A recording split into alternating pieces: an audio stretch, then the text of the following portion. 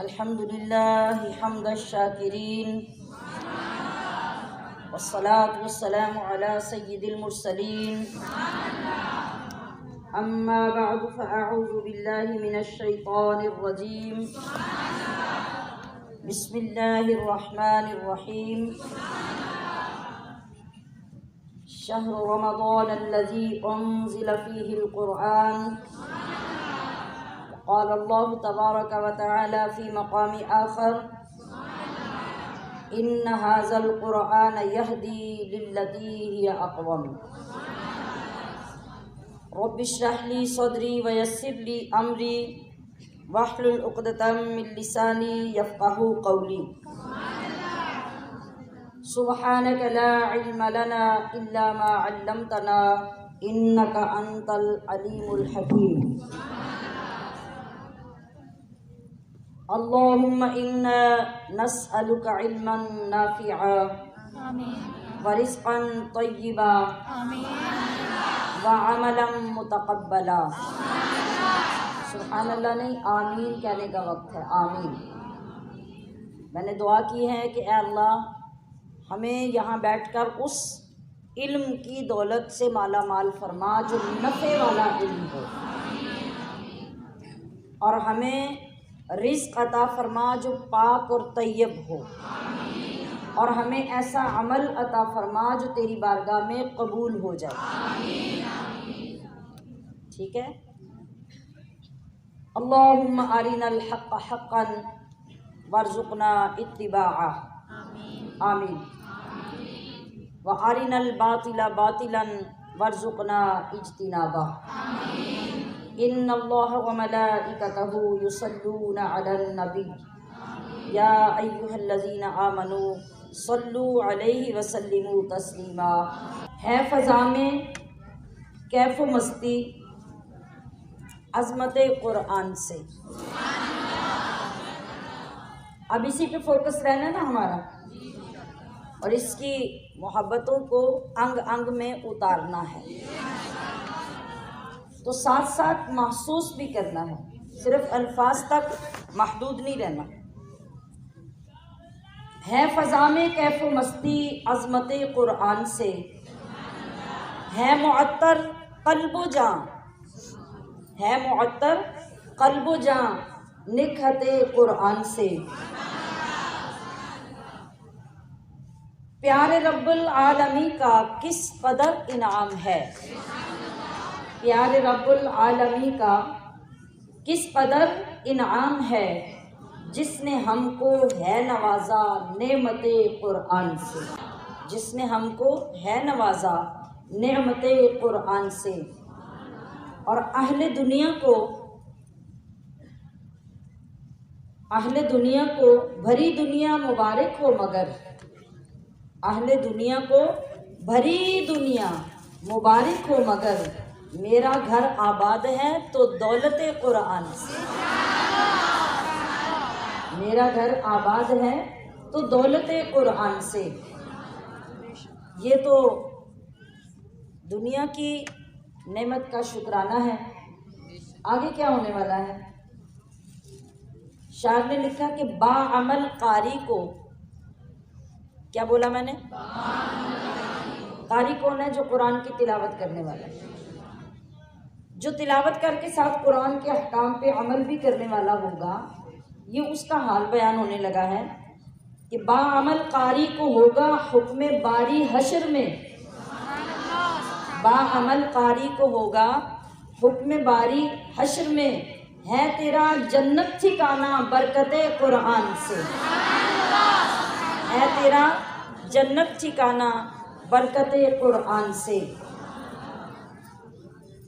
اور قلب وہ صد قابل تحسین ہے، قلب وہ صد قابل تحسین ہے، اس دور میں شاد رہتا ہے جو ہر دم چاہتے قرآن سے۔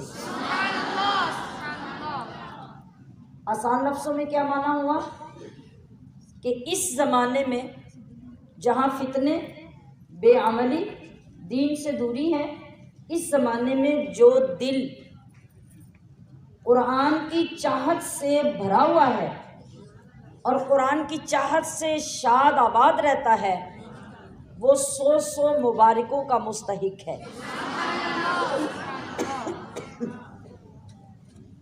قلب وہ صد قابل تحسین ہے اس دور میں، شاد رہتا ہے جو ہر دم چاہتے قرآن سے۔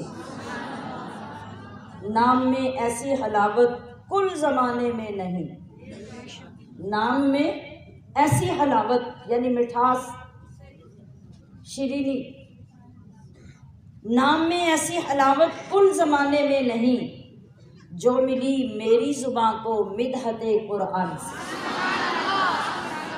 جو ملی میری زباں کو مدحت قرآن سے۔ الحمدللہ آج رمضان المبارک کی دوسری نشست میں 2 رمضان کو ہم روہتاس میرج ہال میں حاضر ہیں، اور اس بات پہ بے انتہا خوشی منانے کے حقدار ہیں کہ اللہ نے ہمارے دل میں اپنے کلام اور اپنی گفتگو کی چاہت پیدا کی، اور ہم اس کو سننے اور اس کو سمجھنے کے لیے اپنے دل میں محبت محسوس کر رہے ہیں۔ ہماری کوشش کے بعد اس کوشش کا بارآور ہو جانا یہ بول بول کر اس بات کا اعلان کرتا ہے کہ تمہارے رب نے تمہاری طرف توجہ کر لی ہے۔ تو اللہ تعالیٰ نے ہمیں دنیا میں بھیجا تو ہمیں بنیادی طور پہ 2 چیزوں کا مجموعہ بنایا۔ وہ 2 چیزیں کیا تھیں؟ ایک ہمارا جسم، ایک ہماری روح۔ ان دونوں کے ساتھ انسان کو مکمل کیا۔ جب 2 چیزیں بیک وقت ایک جگہ پہ ہوں تو ضرورتیں دونوں کی ہوں گی یا ایک کی؟ توجہ سے بولیے ذرا، دونوں کی ہوں گی نا۔ اب اگر ہمارے ساتھ وہ دونوں چیزیں منسلک ہیں تو انصاف کیا ہے؟ ذرا بتائیے، انصاف کیا ہے؟ کہ ہم دونوں کا خیال رکھیں کہ ایک کا؟ دونوں کا۔ اب ہمارے پاس خیال رکھی جانے والی 2 چیزیں ہیں، ایک ہمارا جسم، ایک ہماری روح۔ تو ذرا سوچ کے غور کر کے بتائیے کہ جس کی جتنی بھی زندگی گزری ہے اس میں جسم کا کتنا خیال رکھا ہے، روح کا کتنا رکھا ہے؟ ہمیں روح کا صرف اتنا ہی پتہ ہوتا ہے کہ فلاں کے گھر بیٹا پیدا ہو گیا اور فلاں کے گھر فوتگی ہوگی، وہاں روح آئی تھی، یہاں روح چلی گئی۔ اس سے زیادہ بھی کبھی کسی چیز کا خیال رکھا نہیں نا؟ بولے تو صحیح نا۔ ابھی تو دوسرا روزہ ہے، ابھی تو روزہ لگنے والا بھی کوئی مسئلہ نہیں ہے، ابھی تو ماشاءاللہ تازہ دم ہے۔ تو ہماری ذمہ داری کیا ٹھہری کہ جو 2 نعمتیں اللہ نے ہمیں عطا کی ہیں ہم دونوں کا برابر کا خیال رکھیں۔ دونوں کی ضرورتیں اللہ پاک نے ہمارے ساتھ رکھی اور دونوں کا خیال رکھنے کا حکم بھی دیا۔ اور یہ بھی انصاف کی بات ہے کہ ہمارے لیے ضروری ہے کہ ہم دونوں کی غذا کا بھی انتظام رکھیں، دونوں کی کیئر کا بھی خیال رکھیں، جی، اور دونوں کو برابر کا عزیز رکھیں۔ کمال پھر پیدا ہوتا ہے، یعنی جسم کو بھی اور روح کو بھی۔ تو جو ہمارا جسم ہے اس کو لباس چاہیے، اس کو خوراک چاہیے۔ ہم پوری طرح سے دونوں چیزوں کا خیال رکھتے ہیں، بلکہ بعض اوقات تو بہت آگے نکل جاتے ہیں، خیال رکھتے رکھتے معدے خراب کر لیتے ہیں، خیال رکھتے رکھتے صحت خراب کر لیتے ہیں، اور خیال رکھتے رکھتے جسم کو ننگا کر دیتے ہیں۔ وہ ڈھانپتے ڈھانپتے ہم اس طرح کا خیال رکھنا شروع کر دیتے ہیں کہ پھر ہمیں ننگا ہونے میں فخر محسوس ہوتا ہے، ڈھانپے ہونے میں فخر محسوس نہیں ہوتا، پھر ہم جسم کا اتنا خیال رکھتے ہیں۔ ٹھیک ہے، اب یہاں چلتے چلتے کبھی ہمیں روح کا خیال ہی نہیں آیا۔ روح کی سب سے پہلی غذا تو یہ ہے کہ صبح اٹھنے سے لے کے رات سونے تک 5 مرتبہ اس کی طہارت کا خیال رکھا جائے، اس کی پاکیزگی کا خیال رکھا جائے۔ آپ اگر باضابطہ طریقے سے 3 مرتبہ تو ناشتہ، دوپہر کا کھانا اور رات کا کھانا جسم کو کھلاتے ہیں، اور بیچ میں جو چلتا رہتا ہے اس کا حساب ہی کوئی نہیں، ایسے ہی ہے نا؟ تو جو ہماری روح ہے اس کے لیے ہمارے پیارے رب نے یہ فرمایا کہ یہ بھی تمہارے پاس میری امانت ہے، جس طرح تمہارا جسم میری امانت ہے۔ تو اس کو 5 مرتبہ باضابطہ طریقے سے پاک صاف کرنا ہے، وضو کرنا ہے، طہارت اختیار کرنی ہے، اور 5 وقت کی نماز پڑھ کر اس کو غذا پہنچانی ہے، اور اس کے علاوہ تم جتنا چاہو اسے کھلاتے رہنا۔ کبھی کلمے کی غذا دینا، کبھی درود کی غذا دینا، کبھی استغفار کی غذا دینا، یہ ساری غذائیں بھی تمہیں جب چاہو اسے کھلاتے جانا۔ یہ زیادہ خوراک سے بیمار نہیں ہوگا بلکہ زیادہ طاقتور ہوگا۔ تمہارا جسم زیادہ خوراک سے بیمار ہو جائے گا مگر تمہاری روح زیادہ خوراک سے زیادہ طاقتور ہوتی جائے گی، اس کا نور بڑھتا جائے گا، اس کی پاور زیادہ ہوتی جائے گی، اور جتنی اس کی پاور اور اس کی نورانیت زیادہ ہوگی اتنا تمہیں اپنے رب کا قرب نصیب ہوتا جائے گا۔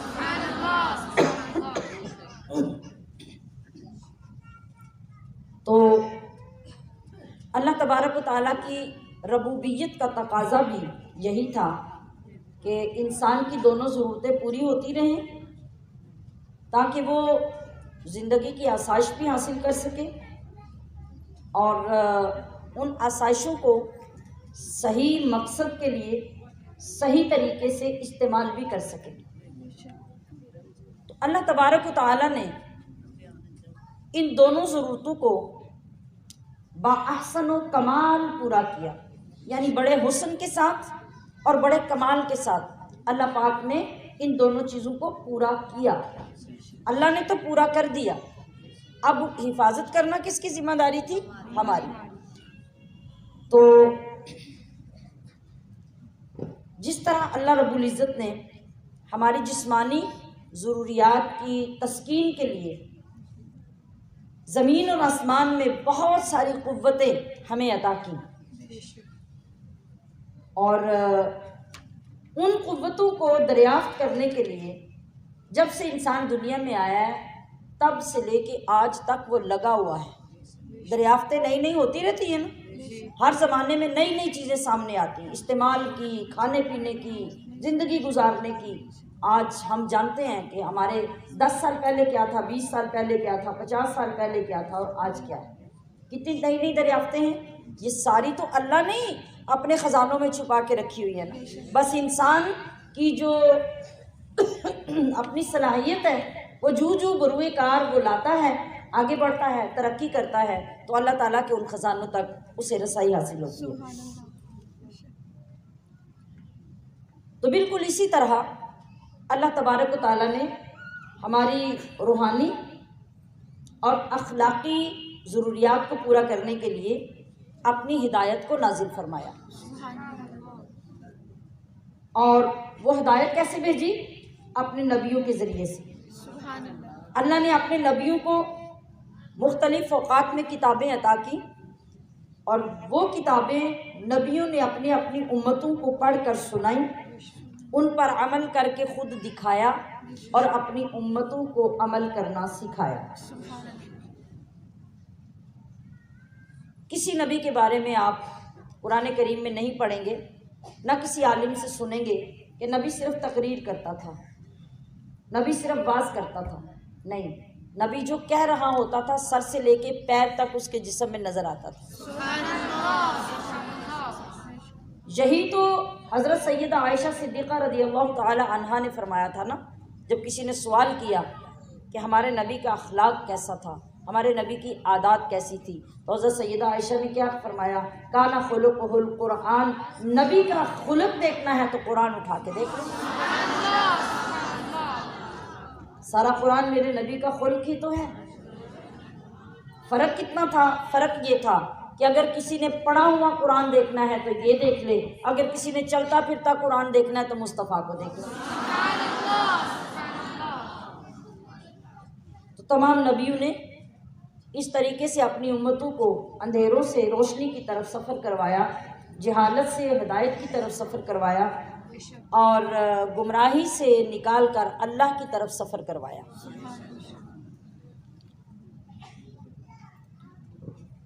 اور یہ ہدایت کسی زمانے میں دنیا سے اٹھائی نہیں گئی، ہر زمانے میں زمانے کی ضرورت کے مطابق نبیوں کے ذریعے سے ہدایت آتی رہی، زمانے جو بدلتے رہے اور ان کے جو تقاضے ہوتے رہے، اللہ پاک اس کے مطابق نبی بھیجتا رہا اور زمانوں کے وہ تقاضے پورے کر کے لوگوں کو اس کے مطابق وہ ہدایت دیتا رہا۔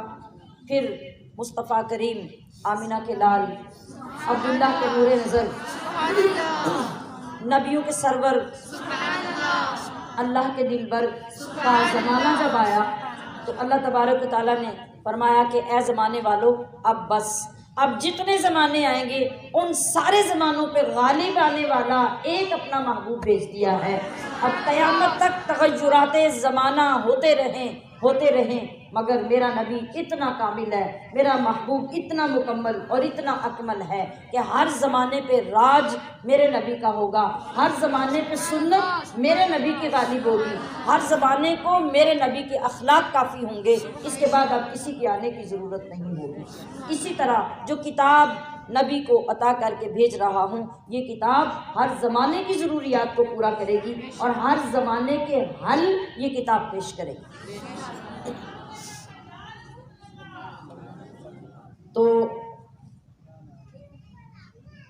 آپ دیکھیے، غور کیجئے کہ ہمیں اپنے اوپر کتنا فخر ہونا چاہیے۔ ہماری آنے والی نسلیں کبھی یہ نہیں کہہ سکیں گی کہ قرآن اس زمانے تک ہے اور اب کے بعد کوئی اور کتاب آئے گی اور اس کی ہدایت دنیا میں نافذ کی جائے گی، نہیں۔ ہماری جتنی نسلیں پیدا ہوتی رہیں ہر ایک کو اسی بات پہ فخر ہوگا کہ ہمارے باپ دادا اور ان کے باپ دادا کی کتاب ہدایت بھی قرآن تھا اور ہماری کتاب ہدایت بھی قرآن۔ بس توجہ کرنے کی بات ہے نا، تو ہم الحمدللہ توجہ کرنا شروع ہو گئے ہیں۔ اب ہمارے اندر یہ فخر پیدا ہوگا اور ہم خود پہچانیں گے کہ اللہ نے ہمیں کتنی شان عطا کی ہے۔ دیکھیں، جب ہم بیان کرتے ہیں قرآن کی شان تو ہم کہتے ہیں کہ زبور اپنے زمانے میں آئی، ختم ہو گئی، توریت آئی، ختم ہو گئی، اور انجیل آئی، ختم ہو گئی، ان کی تعلیمات ختم ہو گئی، ان کے زمانے ختم ہو گئے، مگر جس نبی کو اللہ نے قرآن دیا وہ نبی سارے نبیوں کا سردار، اور جو قرآن دیا وہ ساری کتابوں کی سردار، اور اس نبی کو جو امت عطا کی، اس لفظ پہ غور کیجئے، اس نبی کو جو امت عطا کی وہ ساری امتوں کی سردار۔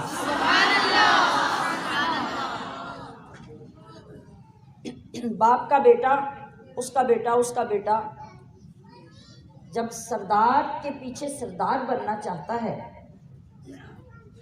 تو اس کے کچھ تقاضے ہوتے ہیں نا۔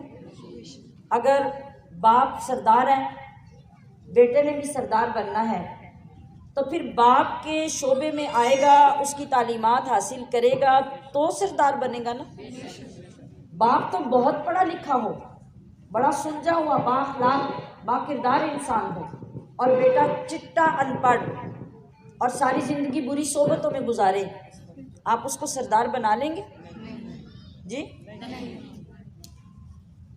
اگر سارے بنا لیتے ہوتے تو آج بڑی بڑی پارٹیوں نے بڑے رولے ڈالے ہوئے ہیں ملک میں۔ تو باپ کے بعد بیٹا آرام سے آتے جاتے نا کرسی پہ، لیکن عوام نہیں لا رہی نا۔ کیوں نہیں لا رہی؟ اس لیے کہ اگر باپ میں قابلیت تھی تو ہم نے اس کو وزیر یا صدر بنایا تھا، تو بیٹے میں وہ قابلیت نہیں ہے، لہٰذا کوئی اسے قبول نہیں کر رہا۔ تو یہ امت اگر سردار امت ہے تو سرداری والے کام کون کرے گا؟ بتائیے۔ اگر قرآن کتابوں کی سردار ہے اور اس سردار کی وجہ سے ہمیں سرداری ملی ہے، تو اس سردار سے ہمارا تعلق ہی جب قائم نہیں ہوگا، اس سردار کو کھول کر ہم اس کا پیغام ہی نہیں پڑھیں گے، تو پھر سرداری ہمیں کیسے ملے گی؟ پھر بات اتنی رہ جائے گی کہ نبیوں کے سردار، کتابوں کی سردار، امت کی سردار، تو نعرہ تکبیر لگ گیا، بس بات ختم ہو گئی۔ اتنی سرداری ہمیں چاہیے کیا بس اتنے پہ ہم خوش ہیں؟ نہیں، خوش نہیں ہیں۔ جب خوش نہیں ہیں تو پھر اس سرداری کو نسلوں میں چلانے کے لیے کتابوں کی سردار کو بھی تو ہاتھ میں رکھنا پڑے گا نا۔ اس کو بھی تو سیکھنا پڑے گا۔ تو میں بار بار آپ کی توجہ اس جملے کی طرف اس لیے لا رہی ہوں کہ آپ اپنے نقطے سے نہ ہٹیں، آپ پورا ٹائم اس تصور میں رہیں کہ ہم قرآن سے محبت کرنے نکلے ہیں۔ تو پھر ہر دن میں جب آپ نے گھر جا کے قرآن کھولنا ہے تو یہاں وعدہ کر کے اٹھے کہ آپ نے سوچنا ہے کھولتے ہی کہ کل میرے اندر کتنی محبت تھی، آج کتنی ہے، تب بات بنے گی۔ آپ یوں سمجھیں کہ 29 دن میں آپ نے محبت کی 29 منزلیں چڑھنی ہیں، اور پھر 29ویں دن سب سے اوپر کی منزل پہ کھڑے ہو کے نیچے دیکھنا ہے کہ میں کہاں سے چڑھ کے اوپر آئی ہوں۔ یہ ہماری کامیابی تب ہوگی۔ تو اس لیے میں بار بار ان جملوں کا استعمال کر رہی ہوں جس سے آپ کا فوکس تبدیل نہ ہو، آپ پوری توجہ کے ساتھ یہ سننے کے لیے بیٹھے ہوں کہ ہم نے اس عظیم کتاب، اس لاریب کتاب، اس کائنات کی کتابوں سے بڑی کتاب کے ساتھ محبت کیسے کرنی ہے۔ تو اب قرآن کریم نے ہمیں بتایا کیا ہے، اس نے تصور کیا پیش کیا ہے؟ تصور یہ پیش کیا ہے کہ اے لوگوں، یہ جو ساری دنیا ہے یہ بغیر خدا کے نہیں ہے، خود بخود کسی دھماکے سے، کسی حادثے سے، کسی چانس سے یہ نہیں بنی، بلکہ اس کو بنانے والا خدا ہے، اس کا ایک پیدا کرنے والا ہے جو اس کا رب ہے، جو اس زمین اور زمین میں تمام تر پیدا ہونے والی مخلوقات کا حاکم اور مالک ہے، ہر چیز پر اس کی حکومت ہے، اور جتنی نعمتیں اس کائنات کے اندر ہیں وہ اس رب کی طرف سے اس کی مخلوق کے لیے عطیہ ہے۔ جس طرح وہ دنیا کی ہر چیز کا خالق اور مالک ہے، اسی طرح وہ انسان کا بھی مالک ہے۔ دنیا ساری اور دنیا کی ساری نعمتیں اللہ نے کس لیے بنائی؟ انسان کے لیے نا۔ کل بھی میں نے یہ جملہ عرض کیا تھا، کس کے لیے بنائی؟ انسان کے لیے۔ انسان کے لیے جانور پیدا کیے تیری وفا کے واسطے، چاند سورج اور ستارے ہیں ضیاء کے واسطے، اور کھیتیاں سرسبز ہیں تیری غذا کے واسطے، سب جہاں تیرے لیے اور تو بولیے تو اونچی بولیے، اور تو سب جہاں تیرے لیے اور تو خدا کے واسطے۔ یہ اتنا خوبصورت کلام ہے، ان دو اشعار میں شاعر نے پوری دنیا سمجھا دی ہے انسان کو۔ اس سے زیادہ مزید سمجھنے کی ضرورت نہیں رہتی اگر توجہ ہو جائے۔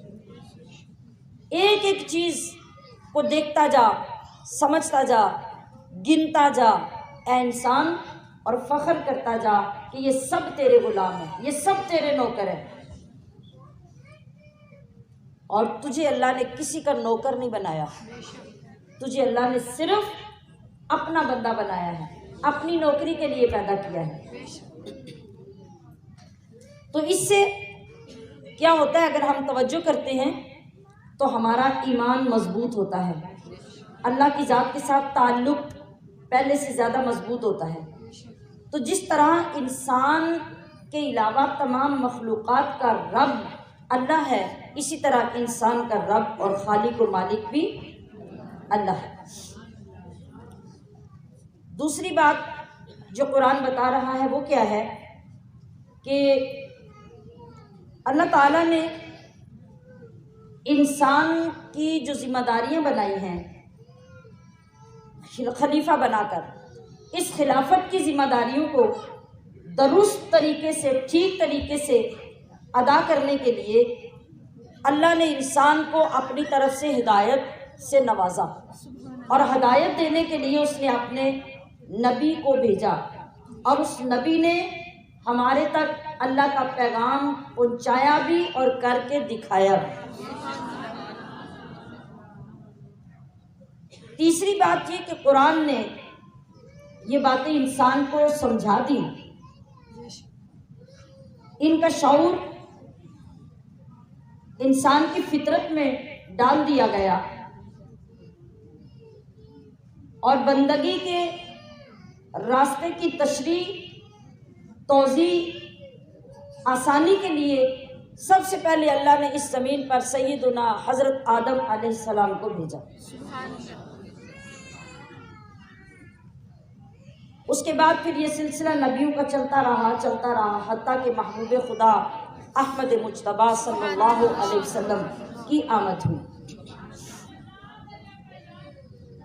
آپ نے بے شمار قربانیاں دے کر اپنی امت کو سیدھی راہ پہ ڈالا اور امت کو بتایا کہ جو لوگ سیدھی راہ کے لیے قربانیاں دے دیتے ہیں پھر کبھی وہ راہ سے بھٹکتے نہیں ہیں، اور ان کا انجام کیا ہوتا ہے؟ انہیں پھر قرب خدا بندی نصیب ہو جاتا ہے، ان کی زندگی کا مقصد پورا ہو جاتا ہے۔ اور قرآن مزید اپنی حیثیت کو، اپنے مقام کو، اپنی اتھارٹی کو یوں واضح کرتا ہے، فرماتا ہے ذالک الکتاب لا ریب فیہ ھدی للمتقین۔ یہ مضمون ہم نے کل بھی سنا، اور دوسری جگہ پہ فرماتا ہے ان ھذا القرآن یہدی للتی ہی اقوم، کہ لوگوں حقیقت یہ ہے، توجہ فرمائیے، حقیقت یہ ہے کہ قرآن تمہیں وہ راہ دکھاتا ہے جو بالکل سیدھی ہے۔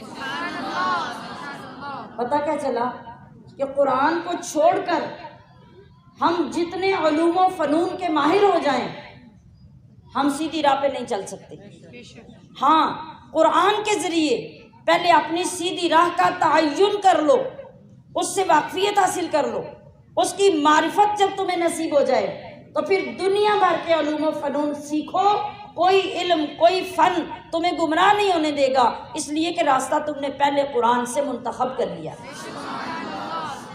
لیکن اگر قرآن سے ہٹ کر تم علوم و فنون میں اپنی زندگی گزار دو گے تو پھر کبھی سیدھی راہ پہ نہیں چل سکتے۔ یہ قرآن خود وضاحت فرما رہا ہے۔ اور تیسری جگہ پہ قرآن کیا فرما رہا ہے کہ شہر رمضان الذی انزل فیہ القرآن ھدی للناس، قرآن ھدی للناس، یہ لوگوں کے لیے ہدایت کا سرچشمہ ہے۔ اب ہم نے اس قرآن کے ذریعے سے جب ہدایت حاصل کرنی ہے اور ہم نے سمجھ لیا کہ اس کے بغیر ہدایت ہمیں مل سکتی نہیں، تو پھر فوری طور پہ ہمیں قرآن کی طرف رجوع کرنا ہے نا۔ اس کے بغیر تو ہم اپنی زندگی، اپنا وقت برباد کرتے جا رہے ہیں۔ تو چلیں، جو کر لیا سو کر لیا، اب جب ہمارے راستے کھل رہے ہیں، ہمارے سینے میں کشادگی اور وسعت آ رہی ہے اس کا ذکر سن کر، اب ہماری کیا ذمہ داری عائد ہوتی ہے کہ جو قرآن فرما رہا ہے ہم اس کو سمجھیں اور ہم پہچانیں کہ ہمارے رب نے، ہمارے خالق و مالک نے ہمیں کس لیے پیدا کیا ہے، اور پیدا کرنے کا مقصد کیا ہے؟ وَمَا خَلَقْتُ الْجِنَّ وَالْإِنسَ إِلَّا لِيَعْبُدُونَ، کہ انسان اور جن کو اس لیے پیدا کیا کہ وہ میری بندگی کریں، یعنی میری پہچان اور میری معرفت حاصل کریں، مجھے پہچانے میں کون ہوں، مجھے پہچانے میرا اور تمہارا کیا تعلق ہے، یعنی ہم اپنے رب کی بندگی کریں، غلامی کریں۔ اور بندگی کہاں کریں، کس وقت کریں، کتنی کریں، کب کب کریں؟ نہیں، یہ کوئی سوال نہیں ہے۔ بندگی کے لیے فرمایا کہ یہ بندگی انسان کی پوری زندگی پر پھیلی ہوئی ہے،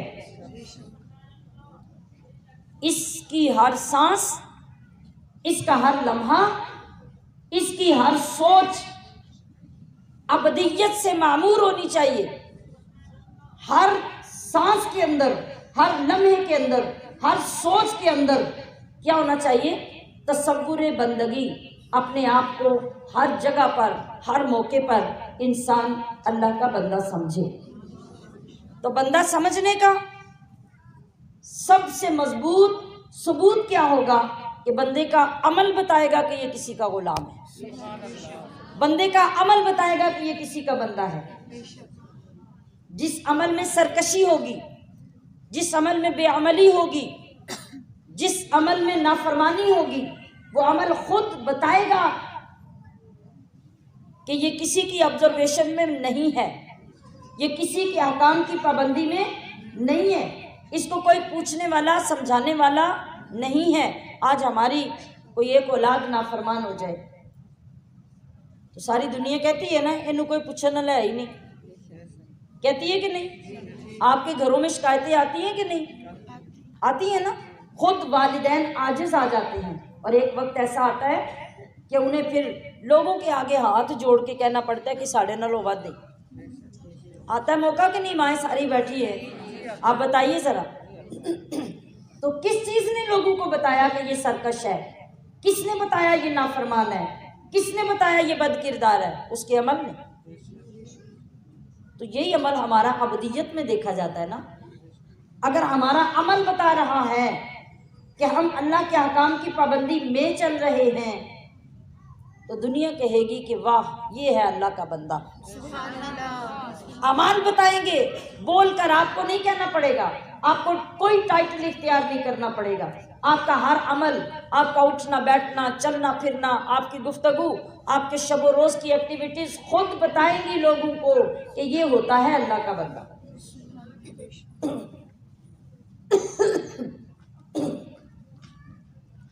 تو سامعات محتشم، اب وہ تقسیم ختم ہو گئی عمل کی جو ہم نے خود سے بنا رکھی ہے۔ ہم رمضان میں اللہ کے بندے ہوتے ہیں، عید والے دن کسی اور کے۔ کتنی آسانی سے سمجھ آ گیا معیار بندگی کا۔ رمضان میں ہم اللہ کے بندے ہوتے ہیں، عید والے دن کسی اور کے۔ اور اگر کوئی ایونٹ آ گیا، کوئی فنکشن آ گیا، تو پھر تو کہنے میں کوئی شک ہی نہیں رہے گا کہ پھر ہم شیطان کے بندے ہوتے ہیں۔ ہماری بندگی کا کیا معیار ہے؟ ہم فوتگی پہ اور ہوتے ہیں، فوتگی پہ پہلی دفعہ ملنے والا بندہ دوسری دفعہ آپ کو شادی پہ ملے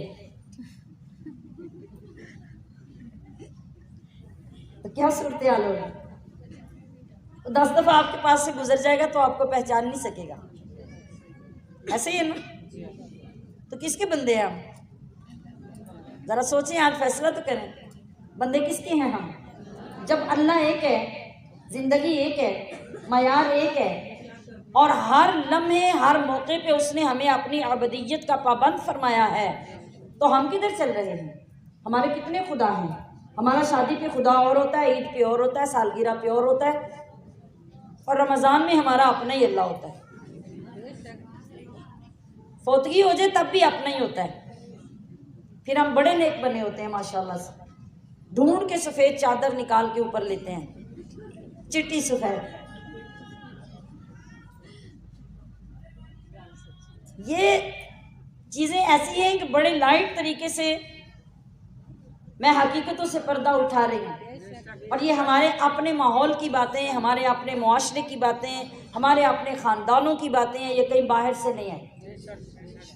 بس صرف ہمیں توجہ کرنے کی ضرورت ہوتی ہے۔ شیطان ہماری توجہ ہٹا دیتا ہے، اور اللہ کے دین کی یہ برکت ہے کہ جب ہم اس کی محفل میں آ کے بیٹھتے ہیں تو رب ہماری توجہات کو درست کر دیتا ہے۔ تو اگر ہم ان چیزوں کو سیکھتے ہیں تو اٹھتے ہوئے، یہ پوائنٹ دے رہی ہوں آپ کو، اٹھتے ہوئے ہمیں اپنی جھولی کا خیال رکھنا چاہیے۔ آپ جب بیٹھتے ہیں، ابھی بہت سارے لوگوں کی جھولیوں میں آپ کے پرس بھی ہیں، بیگ بھی ہیں، موبائل بھی ہیں۔ آج میری بات مانیں، اٹھتے ہوئے جھولی کی طرف توجہ کیے بغیر اٹھ کے چلے جائیے گا، بڑا فائدہ ہو جائے گا میرج ہال والوں کو، ہے کہ نہیں؟ آپ کے پرس ادھر رہ جائیں گے، آپ کے موبائل ادھر رہ جائیں گے، آپ کے پیسے ویسے جو آپ کے پاس ہیں وہ ادھر رہ جائیں گے، تو آپ توجہ کے بغیر جھولیاں خالی لے کر اٹھ جائیے گا۔ کریں گے ایسے؟ بولے تو صحیح نا، نہیں کریں گے تو محفل سے اٹھتے ہوئے تو بہت سے لوگ ایسے کر جاتے ہیں، کرتے ہیں کہ نہیں؟ جھولی خالی ہو جاتی ہے، وہ جھولی اٹھتے ہوئے سنبھالتے نہیں ہیں۔ جھولی کے اندر کتنی قیمتی چیزیں ہوتی ہیں، میرے نبی کے فرمودات ہوتے ہیں، میرے رب کے اعلانات ہوتے ہیں، قرآن عظیم کی آیات ہوتی ہیں، ہماری زندگی کے ماڈل ہوتے ہیں، جو ہم نے قیمتی چیزیں حاصل کی ہوتی ہیں یہاں بیٹھ کے، وہ ساری ہمارے دامن میں ہوتی ہیں۔ تو جب ہم اٹھنے لگتے ہیں شیطان ہمارا دامن جھاڑ دیتا ہے کہ ان چیزوں کو یہیں چھوڑ جاؤ، جاؤ باہر نکل کے ویسے ہی کرو جیسے پہلے کرتی ہو۔ تو اپنی جھولیوں کا خیال رکھنا شروع کر دیں، اپنے دامنوں کو سمیٹ کر اٹھیں، جو دامنوں میں ڈالا ہوتا ہے اس کو ساتھ لے کے جائیں۔ جب ساتھ لے کے جائیں گے تو کیا ہوگا؟ وہ اثر آپ کے گھر پہنچے گا، وہ آپ کی اولاد تک پہنچے گا، وہ آپ کے گھر کی خواتین تک پہنچے گا، وہ آپ کی دوستوں تک پہنچے گا، اور یقیناً وہ دولت جو آپ نے لی ہوگی وہ تقسیم ہوگی، اور اس کا یہ فائدہ ہوگا کہ بندگی کے جذبے معاشرے میں پھیلنے شروع ہو جائیں گے، معاشرہ پاکیزہ ہونا شروع ہو جائے گا، آپ کے اندر سے شیطان کی محبت نکلنی شروع ہو جائے گی اور رحمان کی محبت جگہ بنا لے گی۔ قرآن اللہ نے اس لیے ہمیں عطا کیا، تو اللہ تعالیٰ نے ہمیں ایسی بندگی کرنے کا قطعاً نہ حکم دیا، نہ اس کو پسند کیا، نہ قبولیت کا وعدہ کیا۔ قبولیت کا وعدہ کب ہے؟ فرمایا ادخلوا فی السلم کافہ، کہ اے لوگوں اسلام میں پورے کے پورے داخل ہو جاؤ، آدھے تیتر آدھے بٹیر نہ بنو، آدھے اندر آدھے باہر نہ رہو، کیا کرو؟ ادخلوا فی السلم کافہ، پورے کے پورے۔ پورے کا پورا کیا ہوتا ہے؟ سر سے لے کے پیروں کے ناخنوں تک پورا سراپا مسلمان کر لے، پورے سراپے پہ اسلام نافذ کر لے، ہر موقع پہ مسلمان نظر آئے، اور اتنے بہترین مسلمان نظر آئیں، اتنے خوبصورت مسلمان نظر آئیں کہ آپ کو دیکھ کر لوگوں کا دل کرے کہ ایک دم ہم بھی مسلمان ہو جائیں، ایسے مسلمان بن جائیں۔ ہماری یہ ساری ایفرٹ، آپ کو دعوت دینے کا جذبہ، روزانہ گھروں سے آنے اور آ کے بیٹھ کے اپنے رب اور اپنے رسول کی ان خوبصورت باتوں کو سننے اور سنانے کا مقصد بخدا یہی ہے کہ ہم سارے مل کر اکٹھے ہو کر اپنے نبی کے قدموں میں پہنچ جائیں اور سچے دل سے توبہ کر کے پہنچ جائیں۔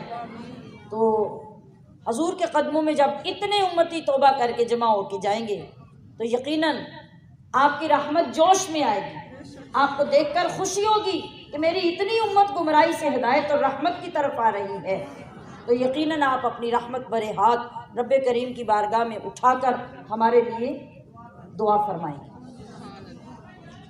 ان جذبات کو روزانہ چیک کیا کریں، ان کو دیکھا کریں، پرکھا کریں، اپنا محاسبہ کیا کریں کہ میں نے آج کیا سیکھا، آج کیا سیکھا، اور ابھی سیکھ کر اٹھی تو کل واپس آنے تک وہ دولت میرے پاس ہے کہ نہیں، اور اس کو اگر آپ سیو کرنا چاہتے ہیں، آپ چاہتے ہیں کہ مجھ سے وہ ضائع نہ ہو، تو پھر کیا کریں؟ پھر آپ کوشش کے ساتھ یہاں سے جاتے ہی کسی نہ کسی بندے سے مل کر، کسی کو کال کر کے، کسی سے رابطہ کر کے جو قیمتی چیز سنی ہوتی ہے نا وہ اس کے سپرد کر دیا کریں۔ سمجھ آئی بات کی؟ کیا مطلب؟ اس کو سنا دیا کریں کہ آج ہم نے یہ بات سنی، دین کی یہ بات، قرآن کی یہ بات، سنت کی یہ بات، تو یہ تم بھی سنو، تم بھی اس پہ عمل کرو، میں بھی اس پہ عمل کروں۔ اور کبھی کبھی جب ملو تو ایک دوسرے سے حال حوال پوچھنے کے ساتھ یہ بھی پوچھ لیا کرو، آپ خود محسوس کریں گے کہ آپ ہی کے ذریعے، آپ ہی کے معاشرے میں کتنی خوبصورت باتیں پھیلنا شروع ہو جائیں گی، کتنی نورانی تعلیم کا راج ہو جائے گا، اور ہمارے ماحول کس طرح تبدیل ہو جائیں گے۔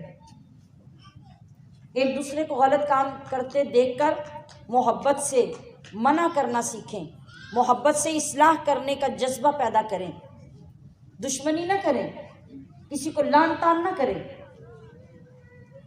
کسی کے ساتھ طنزیہ گفتگو کر کے اس کو پریشان نہ کریں، بلکہ اصلاحی طریقہ اختیار کر کے اپنی اصلاح کے ساتھ دوسروں کی اصلاح بھی کریں۔ غلط کو غلط سمجھانے کی کوشش کریں، صرف بتانے کی کوشش نہ کریں۔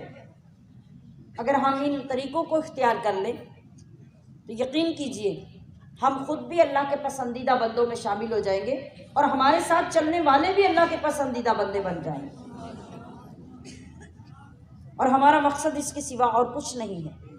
یہاں ہم نے کسی سے انعام نہیں لینا، روزانہ گاڑی میں بیٹھ کے آ کے اور روزانہ واپس جا کے پورا مہینہ سفر کر کر کے ہمیں کسی نے انعام نہیں دینا، ہماری کہیں تشہیر نہیں ہونی، اور نہ ہی ہمیں الحمدللہ اس کی ضرورت ہے۔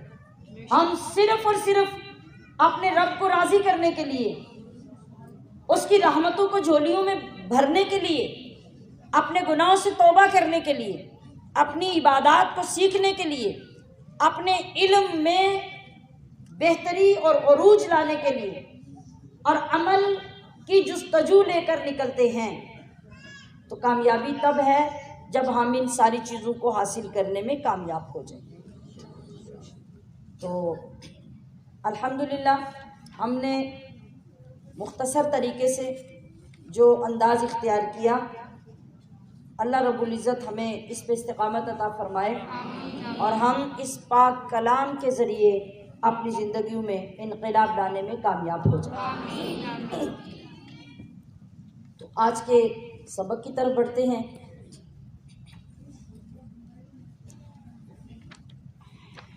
تاکہ کل کے سبق کے بعد آج کی نشست میں ہمارے لیے اس پاک کلام میں جو پیغام ہے اسے ہم سن کر اپنے دلوں میں اتار سکیں۔ ریکارڈنگ تو آپ کے پاس پہنچ جاتی ہے، کل کا جو سبق پڑھا وہ بھی آپ گھر جا کے پڑھ سکتے تھے، بار بار سن سکتے تھے، میں نے آپ کو طریقہ بتایا، اور انشاءاللہ آج کا بھی آپ کے گھروں میں آپ کے گروپس میں چلا جائے گا۔ آپ اس کو بھی کل تک سن کر یاد کر سکتے ہیں، ترجمہ بھی بار بار ایک بار بھی سن لیں تو آپ کو بہت ساری چیزوں کی سمجھ آ جاتی ہے، اور ساتھ مل کر پڑھنے سے آپ کو پڑھنے کا شوق بھی مزید پیدا ہو جائے گا اور پڑھنے کی استعداد بھی پیدا ہو جائے گی۔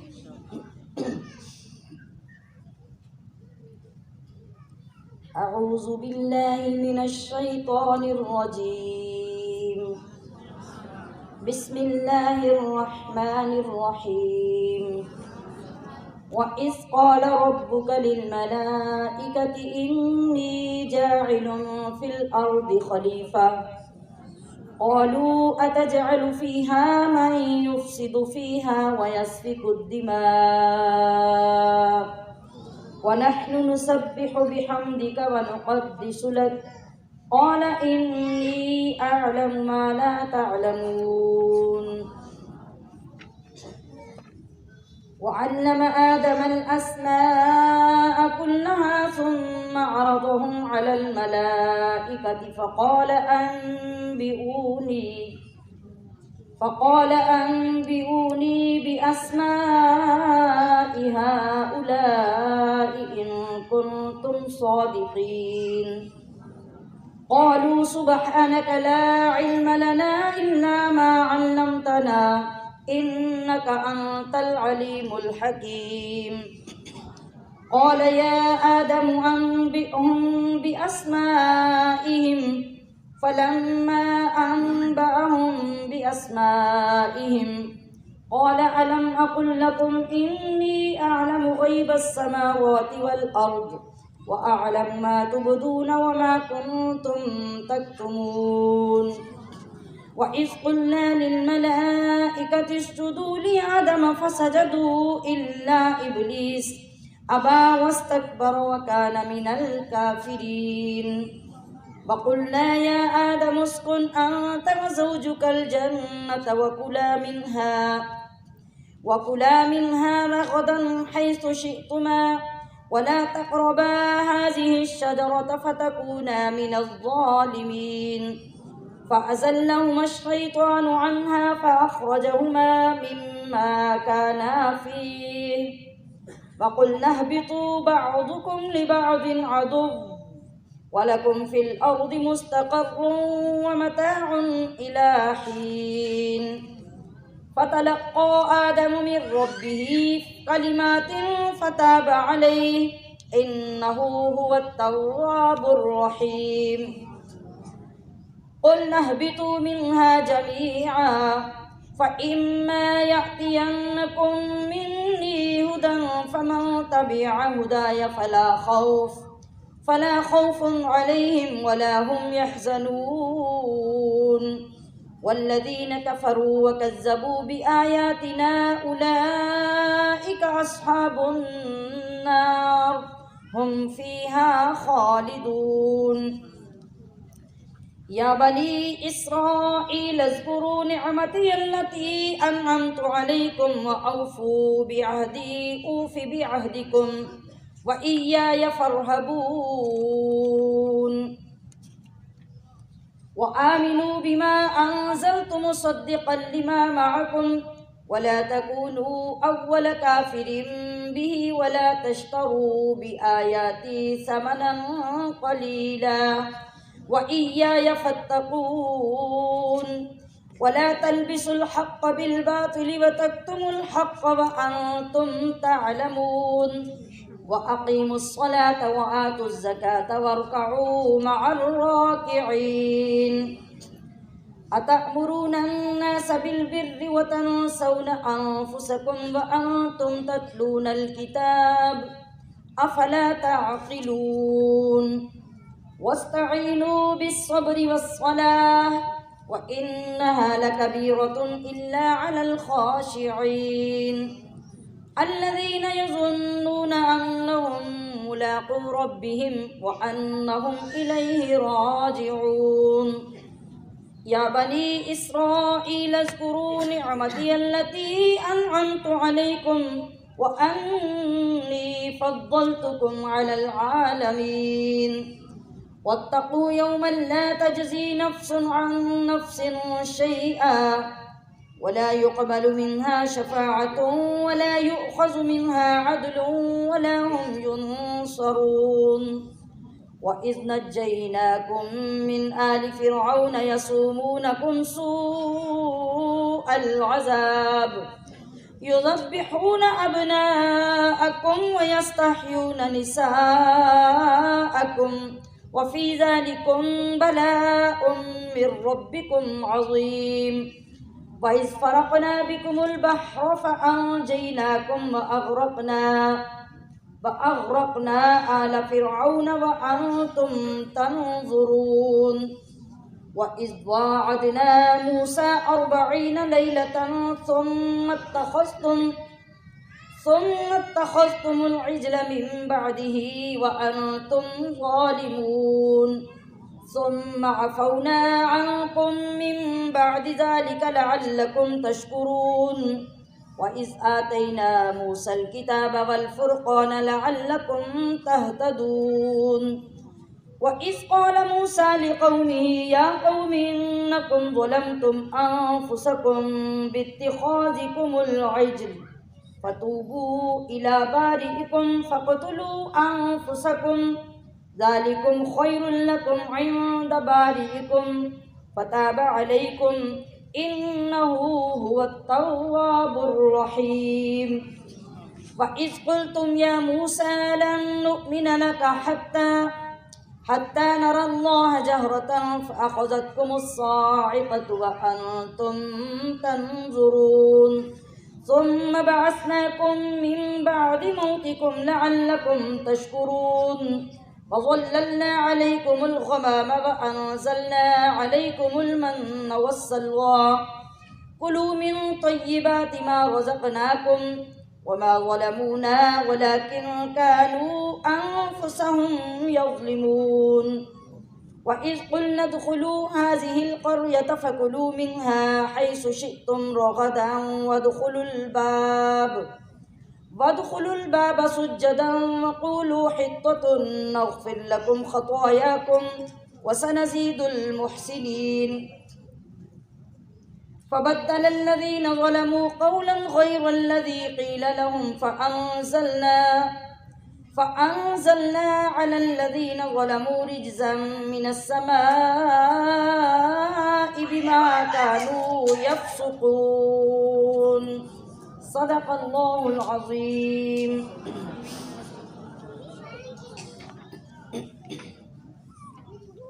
آج ہمارے سبق سے آغاز ہو رہا ہے اس واقعے کا جس میں اللہ رب العزت نے آدم علیہ السلام کو پیدا کرنے سے پہلے فرشتوں سے بطور مشورہ گفتگو فرمائی تھی۔ اتنا تو آپ کو معلوم ہے نا؟ چلیے آج پھر قرآن کریم کے الفاظ سے، اس کے سینے سے وہ سارا واقعہ سنتے ہیں۔ وَإِذْ قَالَ، وَإِذْ کا مطلب ہے اور یاد کرو اس وقت کو، اس زمانے کو، اس لمحے کو۔ قَالَ، جب فرمایا تھا، ربو کا، تیرے رب نے، للملائکۃ فرشتوں سے، انی جاعل، کہ میں بنانے والا ہوں، فی الارض زمین میں، خلیفہ نائب۔ خلیفہ کون ہوتا ہے؟ نائب۔ قالو، اب فرشتے بولے، اتجعل فیہا، کہ کیا تو نائب بنائے گا اس میں، من، اس کو، یفسد فیہا، جو اس میں خون ریزیاں کرے گا، فساد برپا کرے گا، ویسفک الدماء، خون فساد کرے گا، ویسفک الدماء، اور خون بہائے گا، ونحن، اور ہم تو، نسبح، تسبیح کرتے ہیں، بحمدک، تیری حمد کی یا تجھے سراہتے ہوئے تیری تسبیح کرتے ہیں، ونقدس، اور ہم پاکی بولتے ہیں، لکا، تیری۔ قال انی اعلم، اللہ نے فرمایا کہ بے شک میں وہ کچھ جانتا ہوں، ما لا تعلمون، جو تم نہیں جانتے۔ فرشتوں نے یہ کیوں کہا؟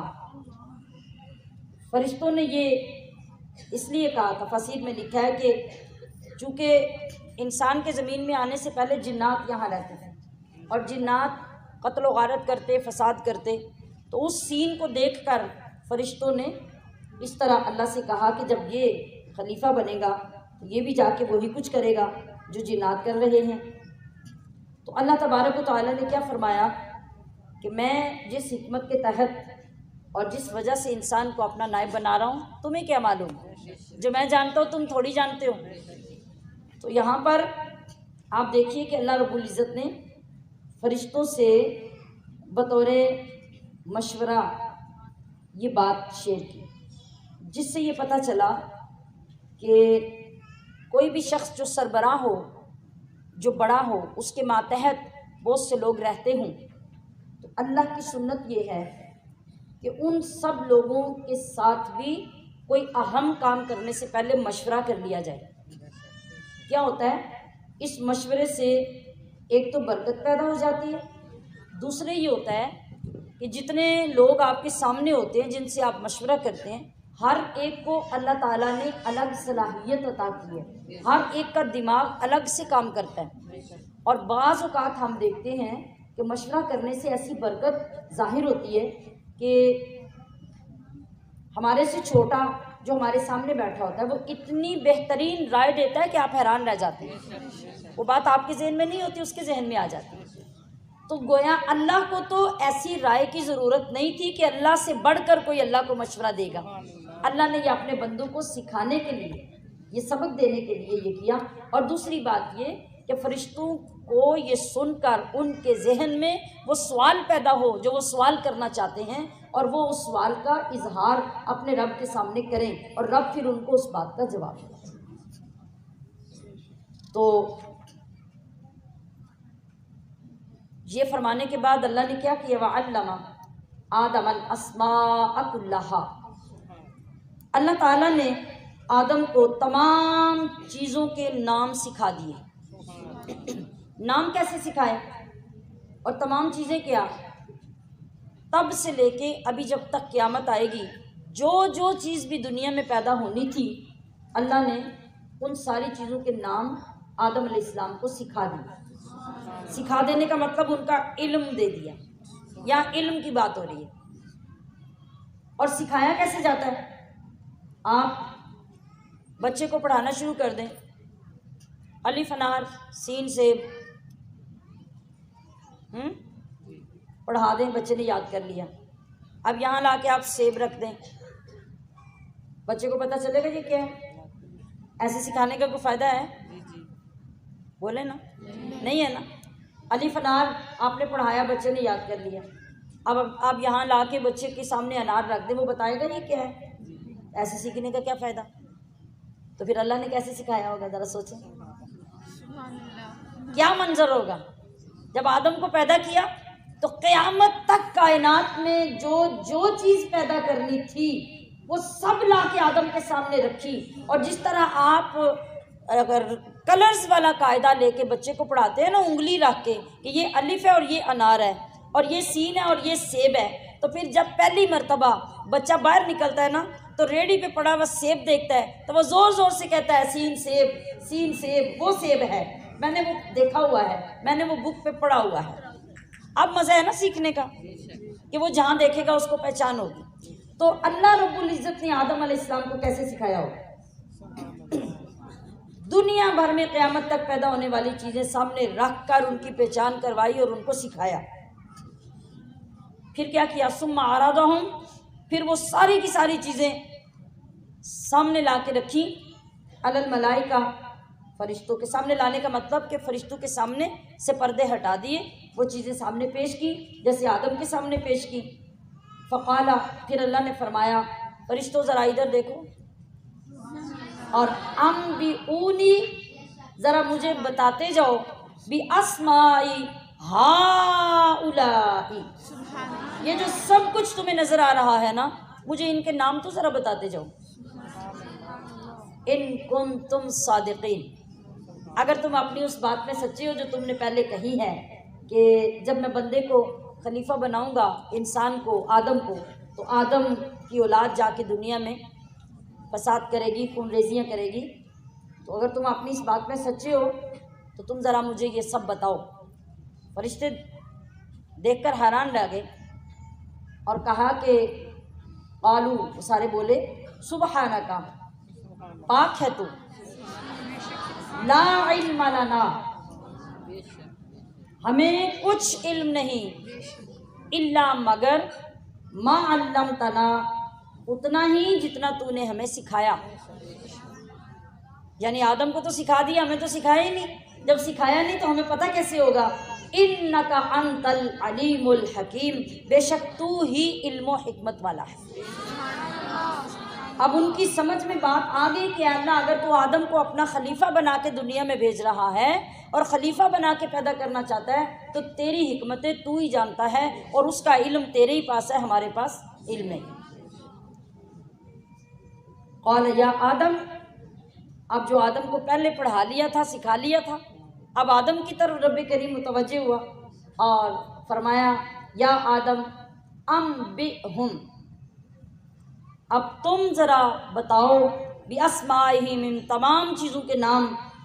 فلما انبأہم، جب آدم علیہ السلام نے ان ساری چیزوں کے نام بتا دیے، باسمائہم، قال، اب اللہ نے فرمایا الم اقل لکم، کیا میں نہ کہتا تھا تمہیں، انی اعلم، کہ میں ہی جانتا ہوں، غیب السماوات والارض، جو کچھ آسمانوں اور زمین کے غیب ہیں، وَأَعْلَمُ مَا تُبْدُونَ، اور میں ہی جانتا ہوں جو کچھ تم ظاہر کرتے ہو، وَمَا كُنْتُمْ تَكْتُمُونَ، اور جو کچھ تم چھپاتے ہو۔ یہ دو باتیں کیوں کہیں؟ جو تم ظاہر کرتے ہو اور جو تم چھپاتے ہو۔ یہاں اللہ تعالیٰ نے ان دو لفظوں کو بول کر جو فرشتوں کے دلوں کے اندر کی بات تھی نا، اس کی طرف اشارہ کر دیا۔ اور وہ کیا بات تھی؟ تبدون تو یہ تھا کہ فرشتے بول پڑے کہ یا اللہ ہم تیری تسبیح و تقدیس کرتے ہیں، تیری بندگی کرتے ہیں، ہم وقت تیری عبادت میں لگے رہتے ہیں، اب تجھے عبادت کے لیے کسی کو پیدا کرنے کی کیا ضرورت ہے؟ یہ تو تھا ظاہر، یہ تو انہوں نے بول کر کہہ دیا۔ اب فرشتوں نے چھپایا ہوا کیا تھا جس کا اللہ نے اعلان کیا کہ ما کنتم تکتمون، جو تمہارے اندر چھپا ہوا ہے میں وہ بھی جانتا ہوں۔ وہ چھپا ہوا یہ تھا کہ فرشتوں نے جب یہ اپنی بندگی، عبادت اور تسبیح و تقدیس کا ذکر کیا تو اپنے دلوں کے اندر سوچا کہ اگر کسی کو خلیفہ بنانا ہی تھا تو پھر ہمیں بنا دیتا۔ مطلب بندگی تو تیری ہم کرتے ہیں اور بے شمار بندگی کرتے ہیں، ہم وقت بندگی کرتے ہیں، تو پھر خلیفہ ہمیں کیوں نہیں بنایا؟ اللہ نے کہا جو تم نے چھپایا مجھے وہ بھی پتہ ہے، اور جو تم نے ظاہر کیا مجھے وہ بھی پتہ ہے۔ وَإِذْ قُلْنَا لِلْمَلَائِكَةِ، اللہ فرماتا ہے پھر اس وقت کو بھی یاد کرو جب ہم نے فرشتوں سے کہا تھا اسجدوا لآدم، چلو اب آدم کو سجدہ کرو۔ پہلے بڑائی منوا لی فرشتوں سے، برتری منوا لی اور بتا دیا کہ عبادت کا بڑا مقام ہے، عبادت کا بڑا مرتبہ ہے، لیکن یاد رکھو جب عبادت اور علم کا مقابلہ کیا جائے گا تو علم اتنے عروج پہ بندے کو لے جائے گا کہ فرشتوں کو بھی آ کے قدموں پہ سجدہ کرنا پڑے گا۔ یہ وہ فوقیت اور یہ وہ عظمت ہے جس کی طرف میں آپ کو لانا چاہتی ہوں کہ آپ عبادت بھی کریں تو علم کے ساتھ عبادت کریں، اور جئیں بھی تو علم کی روشنی میں جئیں، اور علم وہ جو ہمیں قرآن کے سینے سے نصیب ہو، جو ہمیں حضور کے کلمات طیبات حدیث مبارکہ سے حاصل ہو، وہ ایسا علم ہوگا جو آپ کو آسمانوں کی بلندیوں سے بھی اوپر لے جائے گا۔ اسی علم نے آدم علیہ السلام کو مسجود ملائکہ بنایا، اور اللہ نے فرشتوں سے فرمایا کہ اب آؤ میرے آدم کو سجدہ کرو۔ کہ تعظیم مسلم ہو گئی کہ جو آدم کو میں نے علم دے کے، جو برتری دے کے پیدا کیا، وہ تمہارے پاس نہیں ہے۔ تو ذرا سوچئے کہ جس انسان کے پاس علم آ جاتا ہے، اور علم بھی معرفت خداوندی کا، قرآن کا علم، حدیث کا علم، دین کا علم، آخرت کا علم، اور اس کے ساتھ ہی دنیا کا علم، تو اس کی لونڈی ہے۔ جب یہ چیزیں حاصل ہو جاتی ہیں تو پھر انسان کا مقام کتنا عرفہ ہو جاتا ہے۔ تو اللہ فرما رہے فسجدوا، حکم سنتے ہی سب فرشتوں نے سجدہ کر لیا، الا ابلیس، سوائے ابلیس کے، ابا، اس نے انکار کیا، واستکبر، اور غرور کیا، وکان من الکافرین، ان دونوں کاموں کا انجام یہ ہوا کہ وہ کافر ہو گیا۔ سارا علم، سارا مقام، سارا مرتبہ کس وجہ سے جاتا رہا؟ اللہ کے نبی کا انکار کرنے کی وجہ سے، اور اپنی عبادت پر تکبر اور غرور کرنے کی وجہ سے سب کچھ ہاتھ میں مل گیا، کچھ بھی باقی نہ رہا۔ تو وہ سجدہ جو آدم علیہ السلام کو کروایا گیا وہ عبادت کا سجدہ نہیں تھا، کیونکہ عبادت کسی بھی دور میں اللہ کے سوا کسی کی کرنا نہ درست رہا، نہ درست ہے، اور نہ ہوگا۔ یہ حرام ہے تو اللہ تعالیٰ کسی حرام کا حکم تو نہیں دے سکتا۔ اب وہ سجدہ جو تھا، جو آدم علیہ السلام کو کرنے کا حکم دیا گیا تھا، وہ تعظیم کا سجدہ تھا، اور وہ اس دور میں، اس شریعت میں، اس وقت میں یہ جائز تھا۔ لیکن ہمارے پیارے نبی صلی اللہ علیہ وسلم کو اللہ کریم نے جو شریعت عطا فرمائی، اس شریعت میں تعظیم کا سجدہ حرام ہے۔ اسی لیے آپ کسی دربار پہ، کسی مزار پہ، کسی اللہ کے ولی کو یا کسی استاد کو آپ سجدہ کر کے اس کی تعظیم کا اظہار قطعاً نہیں کر سکتے۔ اگر جائز ہوتا تو پھر شریعت میں اس کی اجازت ہوتی۔ اللہ کے سوا اب کسی کے لیے کوئی سجدہ نہیں ہے۔ پھر اللہ فرما رہا ہے وَقُلْنَا، جب یہ سین دکھایا گیا تو ہم نے کہا اے آدم اسکن انتا، تم رہو، وزوجکا، اور تمہاری بیوی، الجنتا، جنت میں، یعنی جنت میں جا بسو، جنت میں سکونت اختیار کرو، وَكُلَا مِنْهَا رَغَدًا، اور وہاں سے جا کے بے روک ٹوک اپنی مرضی سے کھاؤ پیو، حیث شئتما، جو تمہارا جی چاہے، وَلَا تَقْرَبَا، اور ہاں سنو، جہاں سے جو مرضی جتنا چاہو کھاؤ پیو، جہاں چاہو جاؤ، جہاں چاہو بیٹھو، مگر وَلَا تَقْرَبَا، ہاذہ الشجرۃ، یہ جو ایک درخت ہے نا اس کے قریب مت جانا، قریب ہی نہیں جانا۔ اور یہ آج بھی آپ جانتے ہیں نا کہ جہاں کسی جگہ یا کسی کام کی سخت ممانعت ہو تو آرڈر کرنے والا کیا کہتا ہے؟ کرنا یا دیکھنا یا ہاتھ لگانا تو دور کی بات ہے، قریب ہی نہیں جانا۔ سخت ممانعت کا یہ مطلب ہوتا ہے۔ تو فتکونا من الظالمین، اگر مطلب ایسا کر لیا تو پھر تم حد سے بڑھنے والوں میں ہو جاؤ گے۔ فأزلہم الشیطان، تو ان دونوں کو شیطان نے لغزش دی۔ فأخرجہما، پھر ان دونوں کو وہاں سے الگ کر دیا، مما کانا فی، جس میں وہ تھے یعنی جنت میں۔ وقلنا اہبطوا، اور ہم نے ان سے فرمایا کہ نیچے اترو۔ بعضکم لبعض عدو، آپس میں تمہارا ایک دوسرے کا دشمن ہوگا۔ اور وَلَكُمْ فِي الْأَرْضِ مُسْتَقَرٌّ، تمہارے لیے زمین میں ایک وقت تک ٹھہرنا ہوگا۔ وَمَتَاعٌ إِلَىٰ حِينٍ، اور زمین کی چیزوں کو ایک وقت تک برتنا ہوگا، اور پھر سب کچھ وہاں چھوڑ کر واپس آنا ہوگا۔ برتنے کا یہی مطلب ہے کہ وہاں تمہاری ملکیت نہیں ہے، صرف برتنے کے لیے چیزیں دی گئی ہیں اور ایک مقررہ وقت کے لیے تمہیں بھیجا جا رہا ہے۔ یہاں اللہ تبارک و تعالیٰ نے جو قرآن پاک میں لفظ استعمال کیا فتکونا من الظالمین، اگر تم اس درخت کے قریب چلے گے تو تم، ترجمہ میں نے کیا کیا؟ حد سے بڑھنے والوں میں ہو جاؤ گے۔ اور لفظ ظالم کا ترجمہ کیا بنتا ہے؟ ورنہ تم ظالم ہو جاؤ گے۔ اللہ تعالیٰ اپنے نبی کے لیے جو بھی لفظ استعمال کرے وہ اللہ کے شایان شان ہے۔ ہم کسی نبی کے لیے ظالم کا لفظ استعمال نہیں کر سکتے۔ اسی طرح اللہ تعالیٰ کوئی بھی اور لفظ اپنے نبی کے لیے استعمال کرے جو ہم عام لوگوں کے لیے استعمال کرتے ہیں، تو ہم نبی کے لیے اپنی زبان سے وہ لفظ استعمال نہیں کر سکتے۔ اب یہاں ہم یہ سنتے ہیں کہ بہت سے لوگ نبیوں کے لیے وہی عام زبان استعمال کرتے ہیں جو عام بندوں کے لیے کی جاتی ہے۔ یاد رکھیے کہ اگر کسی بندے نے کسی نبی کو ظالم کہہ دیا، کسی نبی کو گستاخ کہہ دیا معاذ اللہ، یا گناہگار کہہ دیا، تو یہ بہت بڑی گستاخی اور بہت بڑی نبیوں کی توہین ہوگی۔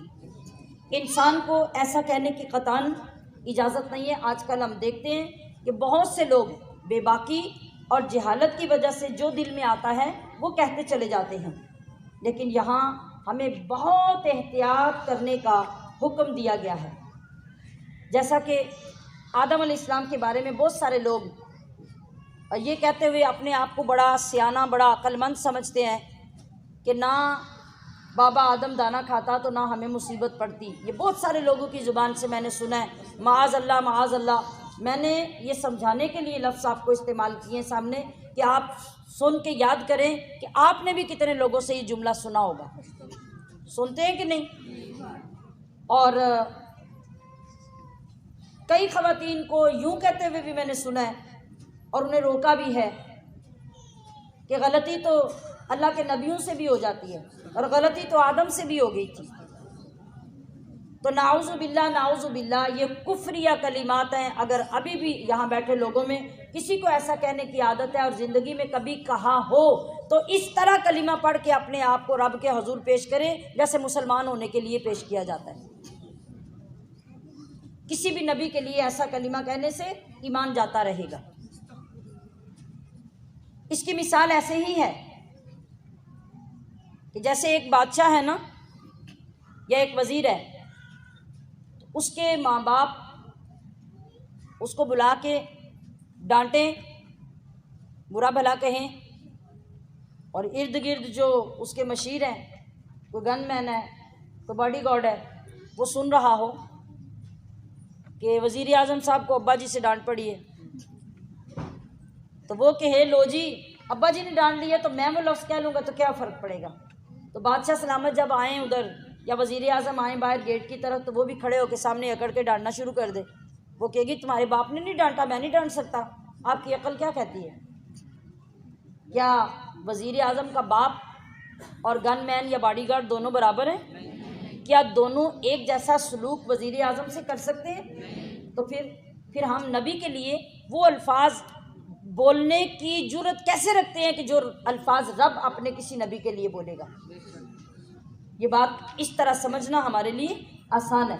تو آئندہ کبھی بھی کسی نبی کے لیے یا کسی اللہ کے مقرب بندے کے لیے جو الفاظ کہیں حدیث میں کہیں قرآن میں ایسے استعمال ہوئے ہوں جس طرح یہاں پہ لفظ ظالم استعمال ہوا ہے، اور میں وضاحت بھی عرض کر رہی ہوں، تو وہاں پہ ہمیں اپنی زبان کو بہت احتیاط سے چلانا ہوگا۔ اللہ کے نبی یا اللہ کے ولی یا کوئی مقرب لوگ جن سے کوئی کام ایسا ہوتا ہوا نظر آئے جو ہماری سمجھ سے بالاتر ہو، تو ہمیں وہاں بھی خاموشی اختیار کرنے کا حکم ہے۔ اس کے اندر اللہ کی کتنی بڑی حکمتیں ہوتی ہیں، یہ یا رب جانتا ہے یا رب کے بندے اور اللہ کے نبی جانتے ہیں۔ اب آپ اسی بات کو لے لیجئے کہ اس دانے نے دنیا میں اترنے کا سبب بننا تھا، اس کے اندر حکمت یہ تھی، اور اس حکمت کے بعد اس پوری زمین نے وجود میں آنا تھا۔ اب آپ دیکھ لیجئے کہ اس پوری زمین کو آباد کرنے میں جو حکمت تھی وہ یہ تھی کہ آدم و حوا وہ دانہ کھائیں گے، جنت سے باہر آئیں گے، زمین آباد ہوگی، ان کی اولادیں یہاں پیدا ہوں گی، تو دنیا کا سلسلہ آگے چلے گا۔ تو کتنی بڑی حکمت ہے۔ پھر ہمیں ایسا کوئی حق نہیں پہنچتا کہ ہم کوئی ایسی بات کر کے اپنے آپ کو ایمان سے خارج کریں۔ اللہ کے حکم سے اس دانے کے کھانے کے بعد حضرت آدم اور حوا زمین پہ تشریف لے آئے۔ اب آپ کو ایک پچھتاوا لگ گیا، خلش پیدا ہو گئی کہ مجھ سے غلطی ہو گئی، مجھ سے خطا ہو گئی، مجھے ایسے نہیں کرنا چاہیے تھا، اور آپ سالوں کے حساب سے روتے رہے اللہ کی بارگاہ میں، اپنی خطا پیش کر کے توبہ کرتے رہے۔ پھر آخر کار کیا ہوا؟ فتلقی آدم من ربہ، پھر سیکھ لی آدم نے اپنے رب سے کلمات، کچھ کلمات، فتاب علیہ، تو اللہ نے اپنی رحمت سے آدم کی طرف توجہ فرمائی، یعنی ان کی توبہ قبول کی۔ انہ هو التواب الرحیم، کہ وہی توبہ قبول کرنے والا مہربان ہے۔ اور وہ فتلقى آدم من ربہ کلمات، وہ کلمات کون سے تھے؟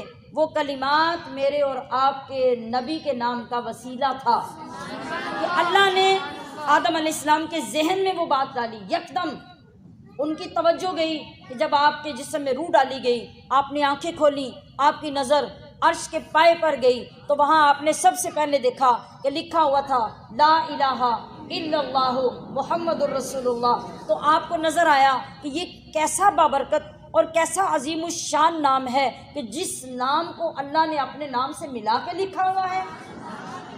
تو یکدم اللہ نے آدم علیہ السلام کے دل میں وہ بات ڈالی، تو آدم علیہ السلام نے عرض کی یا اللہ، وہ جو نام تو نے عرش پہ اپنے نام کے ساتھ جوڑ کے لکھا ہوا تھا، تجھے اس نام کا واسطہ میری خطا معاف کر۔ اللہ تبارک و تعالیٰ نے آپ کی خطا کو معاف فرما دیا۔ تو اللہ پاک فرما رہا ہے کہ ہم نے ان سے کہا کہ اہبطوا منہا جمیعا، یہاں سے سب جنت سے نیچے اتر جاؤ۔ فَإِمَّا يَأْتِيَنَّكُمْ، پھر اگر دیکھیں نا جو آگے حکمت پیش آنی ہے وہ اللہ خود اظہار فرما رہا ہے کہ اگر تمہارے پاس آئے منی، میری طرف سے، ہدن، کوئی ہدایت، فمن تبع ہدایا، تو جو پیروکار ہوگا میری ہدایت کا، فلا خوف علیہم، تو اسے نہ کوئی اندیشہ ہوگا، ولا هم يحزنون، اور نہ وہ غمگین ہوگا۔ والذین کفروا، اور جو دنیا میں جا کے کفر کریں، وکذبوا بآیاتنا، اور میری آیتوں کو جھٹلائیں گے، اولئک اصحاب النار، وہی دوزخی ہوں گے، ہم فیہا خالدون، ان کو ہمیشہ وہی رہنا ہوگا، وہاں سے نکالے نہیں جائیں گے۔ اب بتائیے، جب ابھی دنیا میں حضرت آدم و حوا کو بھیجا جا رہا ہے تو اچھا اور برا انجام تو اسی وقت بیان کر دیا، طریقے تو اسی وقت بتا دیے کہ وہاں جا کے تم نے کیا کرنا ہے اور کس راستے پہ چلنا ہے، اور جس پہ چلو گے اس کا انجام کیا ہوگا۔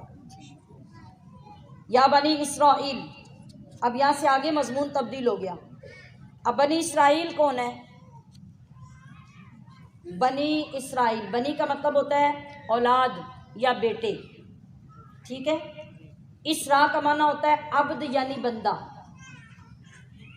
ایل کا مطلب ہے اللہ، یہ عبرانی زبان کا لفظ ہے بنی اسرائیل جو قرآن میں آیا ہے، یہ عربی نہیں ہے، ٹھیک ہے۔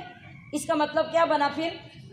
بنی کا مطلب اولاد، اسرا کا مطلب بندہ، اور ایل کا مطلب اللہ۔ جملہ کیا بنا کہ اے اللہ کے بندے کی اولاد۔ اب اللہ کا بندہ یہاں کس کو کہا گیا ہے؟ یہ حضرت یعقوب علیہ السلام کو کہا گیا ہے۔ تو حضرت یعقوب علیہ السلام کی جو اولاد ہے اور آگے جتنی نسلوں میں بھی وہ چلتی گئی، اس سب کو قرآن نے بنی اسرائیل کہہ کے پکارا ہے، یاد رہے گا جی۔ تو فرمایا اے بنی اسرائیل اذکروا نعمتی اللتی، میرا وہ احسان یاد کرو، انعمت علیکم جو میں نے تم پہ کیا، واوفوا اور پورا کرو، بعہدی میرا عہد جو وہاں کر کے آئے ہو۔ یہی جو بھی پیچھے گزرا ہے کہ اللہ کے نبیوں کو مانیں گے، ان کی تعلیمات پہ عمل کریں گے، تمہاری روحوں نے یہ وعدہ کیا، اور اوفی بعہدکم تو میں اپنا وعدہ پورا کروں گا، وَإِيَّايَ فَارْهَبُونَ اور تم میرا ہی ڈر رکھو، یعنی مجھ ہی سے ڈرو۔ اب یہاں سے لے کے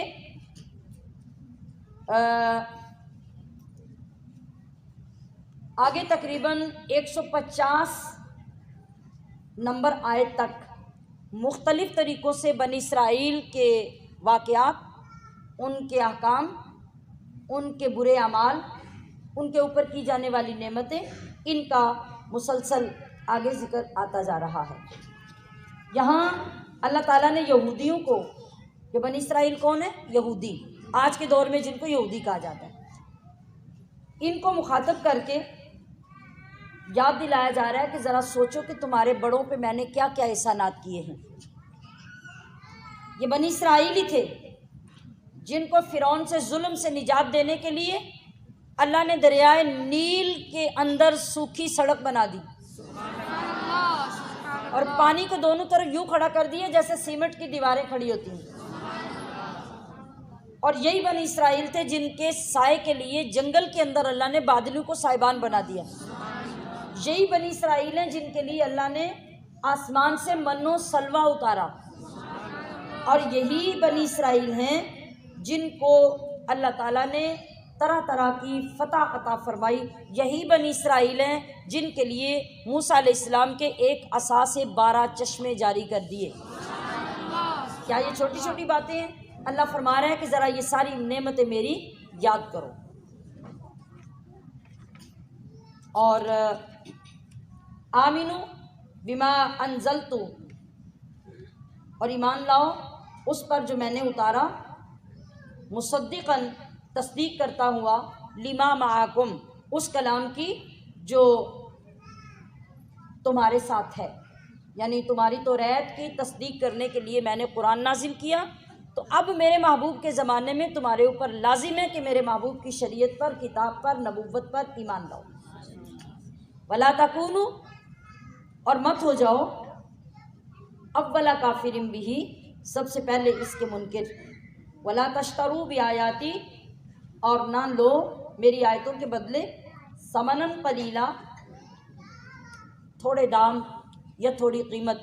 تھوڑی قیمت کیا ہے؟ یعنی دنیا کی دولت کے بدلے میرے کلام کو مت بیچو۔ وَإِيَّايَ فَاتَّقُونَ اور مجھ ہی سے تم ڈرو۔ وَلَا تَلْبِسُوا الْحَقَّ اور تم نہ ملاؤ حق سے بالباطلی باطل کو، وَتَكْتُمُوا الْحَقَّ اور نہ چھپاؤ حق کو، وَأَنْتُمْ تَعْلَمُونَ جان بوجھ کر۔ مطلب یہ کہ تم اپنی کتابوں میں میرے نبی کے بارے میں سب کچھ پڑھ چکے ہو کہ آخری زمانے میں جو نبی بھیجوں گا وہ میرا محبوب ہوگا اور تم سارے نبیوں کا سردار ہوگا۔ تو یہ سارا کچھ جاننے کے باوجود آج تم بغض اور حسد کی وجہ سے میرے نبی کا انکار کر رہے ہو اور اس پر ایمان نہیں لاتے، لہٰذا تم ان بری حرکتوں سے باز آ کر میرے نبی پر ایمان لاؤ۔ وَأَقِیمُوا الصَّلَاةَ اور نماز قائم رکھو، وآتوا الزکاۃ اور زکوٰۃ ادا کرو، ورکعوا مع الراکعین اور رکوع کرنے والوں کے ساتھ رکوع کرو۔ یہ رکوع کرنے والوں کے ساتھ رکوع کرنے میں با جماعت نماز کی فضیلت بیان کی گئی ہے، جو اصل میں ٹاپک مرد حضرات کے لیے ہے کہ مرد حضرات پر جو نماز فرض ہوئی ہے وہ دراصل جماعت کے ساتھ ہی فرض ہے، اور ایک جماعت کے ساتھ جب ایک مرد ایک وقت کی نماز پڑھتا ہے تو گھر میں پڑھی جانے والی نمازوں کے برابر میں 27 نمازوں کا ثواب اللہ اسے عطا کرتا ہے۔ تو یہ ہمارے بچوں کو شروع سے عادت ڈالی جانی چاہیے، اور یہ عادت ڈالنا آپ کی ذمہ داری ہے۔ آپ کو بتانے کا یہ مطلب ہے کہ آپ شروع میں جب آپ کا بچہ 8-10 سال کا ہو جائے تو اس کو عادت ڈالیں، اور اگر وہ آپ کے سامنے یہ کہہ دے کہ میرے ابو تو نماز پڑھنے جاتے نہیں ہیں، دادا تو میرے نماز پڑھنے جاتے نہیں، یا پھر وہ تو گھر میں نماز پڑھتے ہیں، تو اس کو کوئی معقول جواب دیں، جس جواب سے بڑوں کے لیے اس کے دل میں نفرت بھی پیدا نہ ہو اور ان کو دیکھ کر سرکشی بھی پیدا نہ ہو۔ کسی طریقے سے اس بچے کو سیٹسفائیڈ کریں اور بچپن میں اس کی تربیت کریں کہ وہ مسجد میں جا کے نماز پڑھنے کا عادی بنے۔ اور فرمایا کہ اتأمرون الناس بالبر، کیا تم لوگوں کو حکم دیتے ہو بھلائی کا، وتنسون انفسکم اور بھول جاتے ہو تم اپنی جانوں کو، وانتم تتلون الکتاب حالانکہ تم کتاب پڑھتے ہو، افلا تعقلون تو کیا تمہیں عقل نہیں؟ یعنی کتاب کو پڑھنے کے بعد، اپنی کتاب میں وہ احکام آ جانے کے بعد، ان سے واقفیت کے بعد تم پھر بھی یہ کرتے ہو کہ لوگوں کو اپنی طرف سے ہدایت کی طرف بلاتے ہو، اور اپنا انجام تم بھلائے بیٹھے ہو کہ ہمارے ساتھ آخرت میں کیا ہوگا، ہم جن راستوں پہ لگے ہوئے ہیں اس کا انجام کیا ہوگا۔ اور آج ہمارا بھی تو یہی حال ہے، ہم بھی تو یہی کرتے ہیں کہ ہم کسی دوسرے میں نکتہ چینی کرنے میں بڑے ماہر ہیں، مگر ہم نے کبھی اپنے آپ کو نہیں دیکھا کہ ہمارے اندر غلطیاں کتنی ہیں، ہمارے اندر برائیاں کتنی ہیں۔ ہمیشہ آغاز کس سے کرنا چاہیے؟ اپنے آپ سے۔ جب ہم اپنی اصلاح کرنا شروع کر دیں گے تو ہمیں کوئی دوسرا برا لگے گا ہی نہیں، ہمیں اپنے ہی اندر خرابیاں نظر آئیں گی، اور یہی سب سے مضبوط طریقہ ہوگا اپنی اصلاح کرنے کا۔ جب آپ اس طرف لگ جائیں گے تو آپ کو پھر برا کیوں کوئی نظر نہیں آئے گا، اس لیے کہ آپ دیکھیں فار ایگزامپل، یہ آپ میرے آگے جتنی ایک لائن بیٹھی ہے، آپ سارے برابر میں جو سب بیٹھے ہیں، آپ سارے لوگ ابھی سے بیٹھے ہوئے یہ اپنے اندر عہد کر لیں کہ آج کے بعد میں نے کسی کو برا نہیں کہنا، اپنے اندر برائیاں تلاش کرنی ہیں۔ تو کیا ہوگا؟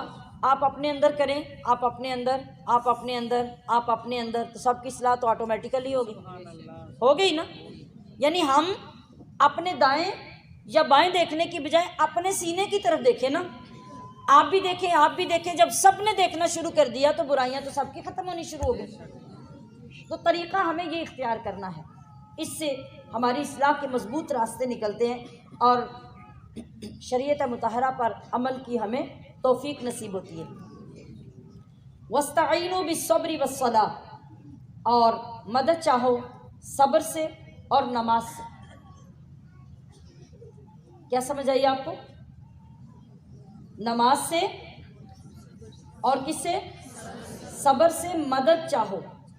جب بھی کسی طرح سے بھی کوئی مصیبت آ جائے تو جب ان دو طریقوں سے اللہ سے مدد طلب کرنے کی کوشش کرو گے تو اللہ ایسی مدد فرمائے گا کہ کائنات بھر میں کوئی آپ کی مدد نہیں کر سکتا۔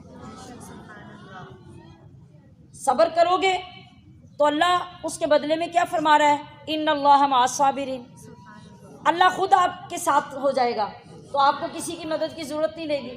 اور نماز سے مدد طلب کرو گے تو نماز کی برکت سے آپ کو اتنا سکون نصیب ہو جائے گا کہ حالات جیسے بھی ہوں گے آپ کو اللہ ان میں سے گزرنے کا حوصلہ عطا فرما دے گا۔ وَإِنَّهَا لَكَبِيرَةٌ، اگلی بات سنیے ذرا، اور بے شک نماز ضرور بھاری ہے، إِلَّا عَلَى الْخَاشِعِينَ مگر ان پر جو خشوع و خضوع کرنے والے، یعنی دل سے میری طرف جھکنے والے ہیں۔ نماز بہت بھاری ہے، بھاری ہے کہ نہیں؟ غور کریں نا ذرا، ساری دنیا کے ہم کام کر لیتے ہیں مگر نماز پڑھنا مشکل لگتا ہے، خاص طور پہ رات کو اور اس سے بھی زیادہ خاص طور پہ صبح کو سحری کے وقت اٹھ کے جو گاؤں اور دیہاتوں میں عورتیں رہتی ہیں انہیں جانوروں کے گوبر سنبھالنے پڑیں، ان کے لیے چارہ کاٹنا پڑے، ان کا دودھ دوہنا پڑے، وہ اٹھ کے سارے کام کر لیں گی مگر وضو کر کے نماز پڑھنا ان کے لیے مشکل ہوگا۔ اس لیے یہ قرآن نے بتا دیا، تو بتایا اس لیے نہیں کہ مشکل ہے تو اس سے مشکل ہی سمجھو، نہیں بلکہ محاسبہ کرو اور اس کو اپنے لیے آسان بناؤ اور اپنے آپ کو خشوع و خضوع کرنے والوں میں شامل کرو۔ الذین یظنون، یہ کون ہے خشوع والے؟ یہ وہ ہیں جن کو یقین ہے انہم ملاقو، کہ انہیں ملنا ہے ربہم، اپنے رب سے، وانہم الیہ راجعون، اور ان لوگوں کو اسی رب کی طرف پلٹ کر جانا ہے۔ تو جب پتہ ہو کہ ایک نہ ایک دن سامنا ہونا ہے تو بندے کو ڈر تو ہوتا ہے نا، ہوتا ہے کہ نہیں؟ تو